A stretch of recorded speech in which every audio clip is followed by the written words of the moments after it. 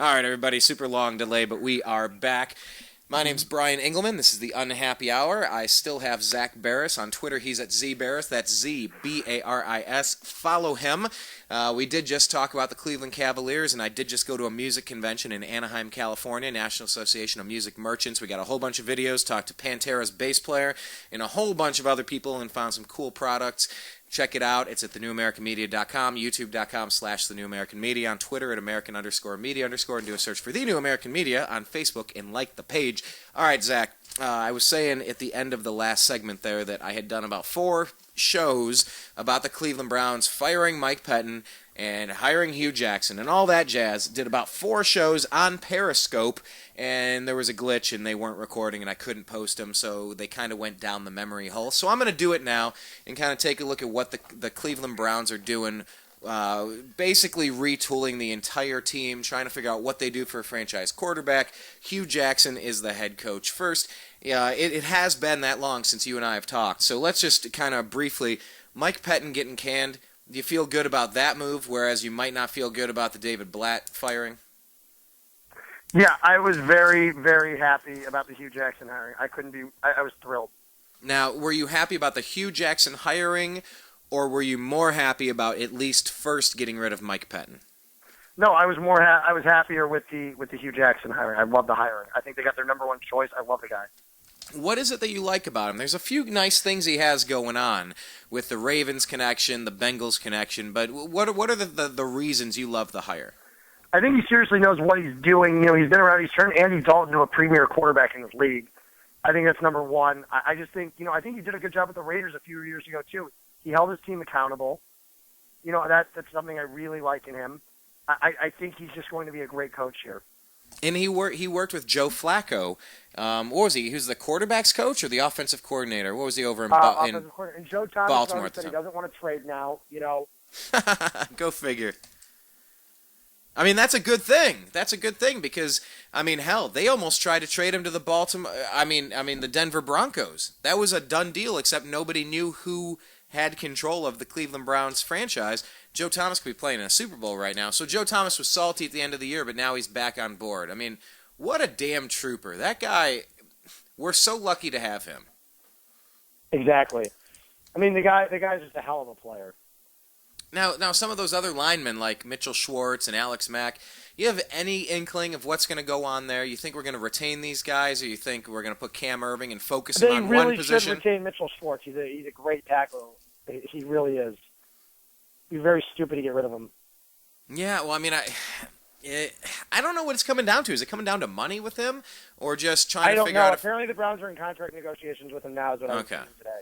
Yeah, that would be nice to kind of shore that up, because if you don't have a line, you don't have much. And honestly, look behind the line. It starts and ends with quarterback. Johnny Manziel.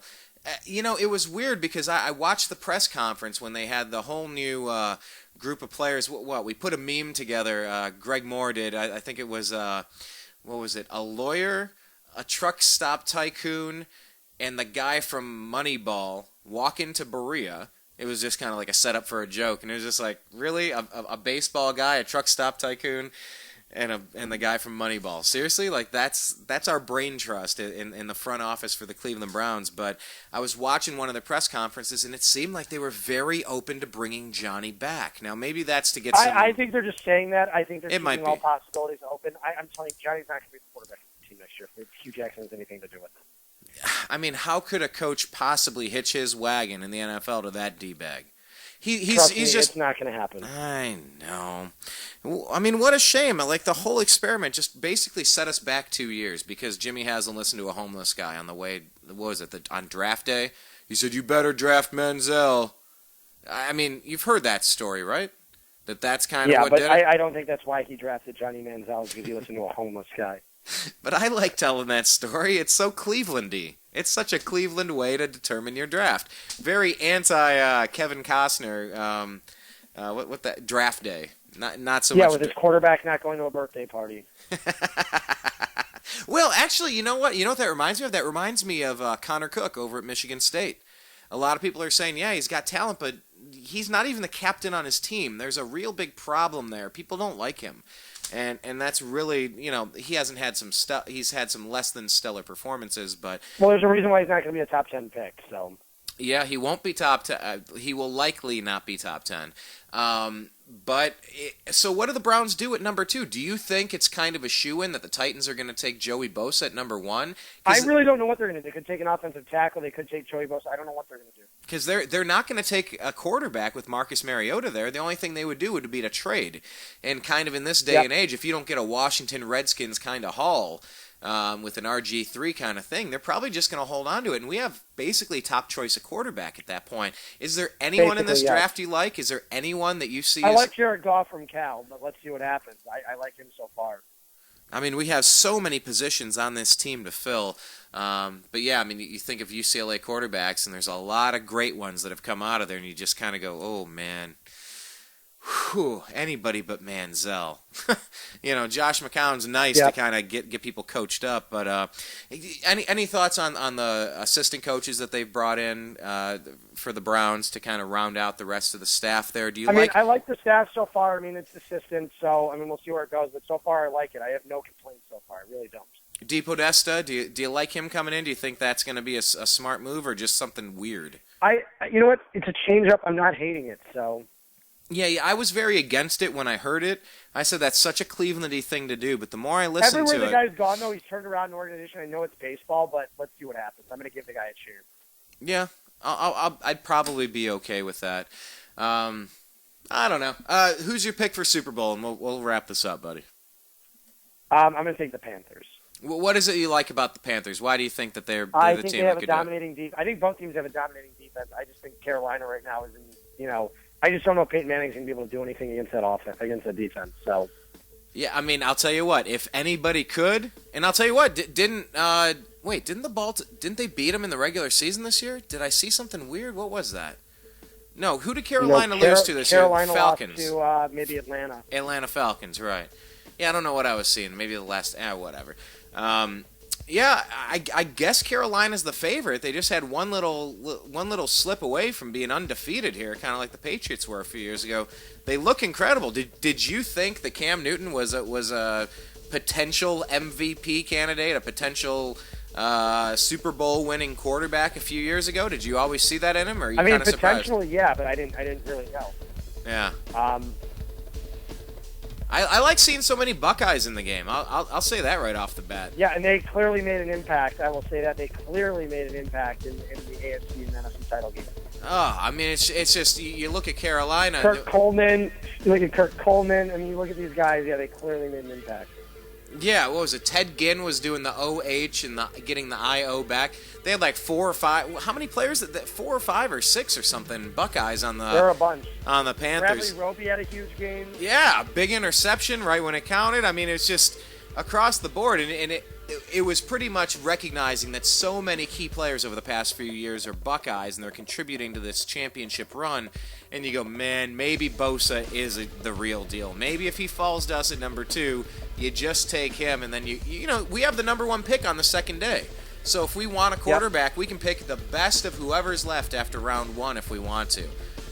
So I don't know. It's going to be interesting. I don't know what went wrong with Mike Pettine, but just like every coach, I give him a chance. I'm let down, and you just go from there. But we'll see what happens with all the new head coaches in Cleveland with Hue Jackson and Tyrone Lue, and I don't know. I guess we still have Francona and Urban Meyer, and that's a nice thing. But anyway, Zach. I saw Tito tonight in the elevator heading downstairs for the game. Was he? How's he looking? He looking? was in the apartment right below me. Yeah. Is he good spirits? Is he a smiley guy? Okay. Yeah, I wonder sometimes these coaches if they can ever really chill out and let loose, or if they're always kind of on edge. I don't know. He's God. I would love to see the Indians go on a run this year. It's been so long since baseball's been truly relevant.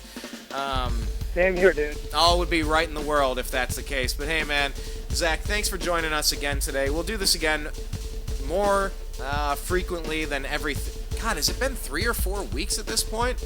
Who knows? But we'll do. It's been a while. I know. I can't remember the last time. I'll have to look it up. But we'll do this again soon, man. Thanks for your time. You have a great night, and we'll talk again in a few. All right.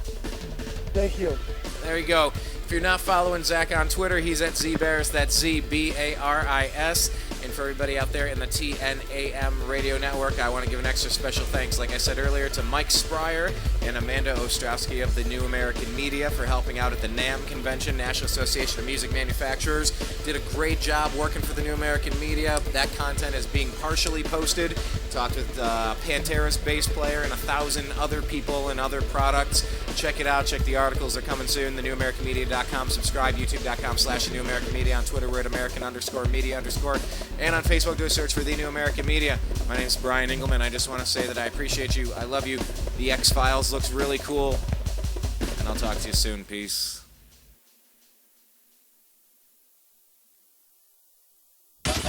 It's the Unhappy Hour. Hi, everybody. You're listening to Agree to Disagree with Brian Engelman, and this is John B. Wells reminding you that not only is Brian Engelman a cool guy, and not only is the NewAmericanMedia.com a very cool platform, but here's a cool idea for you, too. Are you alone? Not really. Do you like dogs? Do you like cats? You do. Of course you do. Everybody does. One or the other, maybe even both. You know, there are a lot of dogs and cats that are at shelters right now, and if somebody doesn't take them home, they're going to wind up euthanized. That's a nice way of saying they're going to be killed, because there's simply not enough room. I guarantee it, the best dogs and the best cats, the best pets, come from shelters. There's something about dogs and cats. They know. They know where they are. You walk through one of them, and certainly at least one is going to look at you and go, I wish you'd take me home. I'm in hell. Please take me out of here. It'll be the best thing that you ever did for your soul. You'll feel good about it. And not only that, but you have a friend for life. Doesn't matter if you got money, you don't have money. Well, it doesn't make any difference to a dog or cat. All they need is the sound of your voice and maybe even the stroke of your hand, and they're fine. Maybe a little food every once in a while. The sweetest sound that those pets ever hear is your voice. Think it over and adopt a cat or a dog from a local shelter today. I'm telling you, you'll be glad you did.